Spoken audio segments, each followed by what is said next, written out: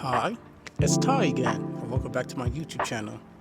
Today is the start of a vlog for my birthday show that I am throwing on Sunday the 19th. I think today is either Wednesday or Thursday. I think it's Thursday. When I edit it, I'll figure out. But yeah, welcome back to the channel and welcome to the vlog. Pretty much, I just want to explain how throwing a show works and stuff like that. So today, I'm practicing with one of my bands that I'm playing with on the show, UA. And the other band I'm playing with is All Hollow. Sorry, I should probably drink some water before I start this. I'm tired, bro. I just got done recording the cover. But what do you call it? So today I'm practicing with UA. But let's go back a couple weeks and explain what happens when you record a show. So pretty much, let's say you want to throw a show at your local venue. Like for example, where I'm throwing at is called The Haven. So pretty much I had to contact the owner of The Haven. Well, Tyree, how do you get in contact with the owner? Well, you can either DM the venue Instagram page or their socials, or I posted on my Instagram story, hey, can someone get in contact with me? Can someone get in contact with me of the owner at The Haven? So someone I know named Justin from a band called Road Fame, he sent me over the contact information of the owners of The Haven. Well, the owner of The Haven, his name's Victor. So I hit up Victor like, hey, I'm interested in throwing a show at your venue. Can we go ahead and make it work? So pretty much behind the scenes, you contact them. They'll send you a contract about ticket sales and stuff like that, and then the available dates that the venue is open. So once you set all of that up, you should be good to go. Now, mind you, there's a couple things you gotta make sure you do. You want to take videos, you gotta make sure you ask them, hey, can you take videos?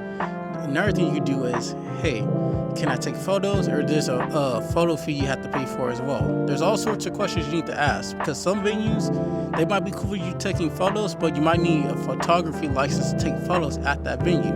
You know what I mean? So you gotta make sure you ask those questions. You gotta make sure you ask, hey, is there a backline? You gotta make sure, hey, is there a PA system? Don't ask these questions. You show up unprepared, you're done for. It's GG's gamer. So you gotta make sure, hey, you guys have a PA, you have a sound system, you guys have mics for guitars, drums, and all of that. So once you get that done, you're good to go.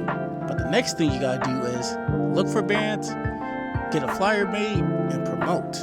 Man, the sun is beaming. Shit went to the shade. But it's all good to go. So that's what happened. So I already asked, obviously I have my band UA on there. And then my friend manager named Zach, a friend of ours band, he contacted me asking can another band called Black Eye Sirens on the bill could play.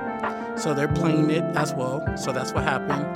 And then I was trying to find a headliner. I was supposed to have this other band play called American Woman. I thought it was American Football, bro. I'm about to get copyright strike. No, I'm just playing. But no, a band called American Woman. I was going to have them headline, but they didn't want to anymore the last second. So it's all good though. All good. Shout out to them. So I asked another band called One Zone Haven. And then obviously I had to ask the boys All Hollow that I played with as well. Because I tried to find other bands, but I couldn't. But next time I throw a show, I need to explore out more and find other bands. I should have sat somewhere else. My skin is burning. Golly. Damn.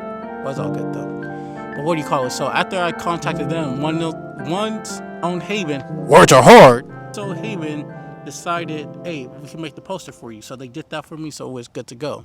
So after all of that is done, then boom, you have your show. But you need to do something else. Make sure you make a group chat with all the band members, and also you don't have people, a vendor there, like vendors, people who sell little stuff, small businesses that sell like Nexus and stuff like that. Make sure you contact them as well. Also let the venue know, hey, I'm having people vendor there, because they might want to cut out of the vendor sales, or most of the time, usually they let the vendors keep 100% of their sales. So it's all goody about that. But yeah, you should be good about that. But once you do that, make sure you make a group chat with all the bands and stuff and tell them all the information. I wish you get a contract made, because I know like for some people contracts are scary, but to me, I see contracts as insurance, because you do word of mouth and then they decide to change their word of mouth the last second.